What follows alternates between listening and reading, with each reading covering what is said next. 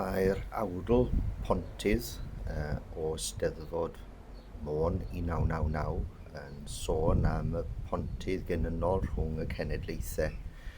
Lleolwyd y gerdd honno ar bonteinion ger Tregaron ac mae'n sôn am y cysylltiadau rhwng tair cenhedlaeth. Bellach mae'r wyr yn y gerdd honno yn 50 oed ac wedi torri cwys I hunan. Pontydd 20.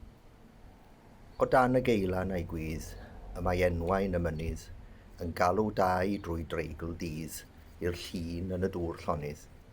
Yng Ngwanwyn dy wanwynau, bore oes ni all barhau yn hir cymddall ysgallen, na'i nos hir ar ynys wen.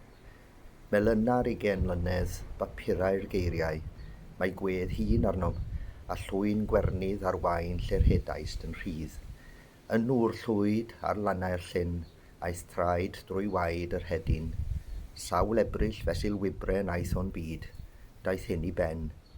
Un enid o dan wennol, y blien wen hafau nôl. Estithau a'r deithiau do, o readrau ein crwydro. Os tyfais da llais teifin yr awel, mae dorwel dyn y dref sydd hi draw i'r wig, yn llawn dynion llyn deunig. Aeth plien y bachgen bach yn blien wen am genach. Genyn yn dilyn y dydd yn driw I ryw hen drywydd. Wyt a rawd a dy drawd draed rhydd a chyder yr ahedydd. Her a menter ydyw'r maith ynot, wyt lawn o lyniaeth gyhyrog. Dyfagwraeth yw llen y pyllau llonydd sy'n dy ddilyn derbyn dydd. A phob cenhedlaeth, mae'r cenedlaethau yn gan o wanwyn. Mae'r bont genynau dros lif a droes yn afon yr oesau.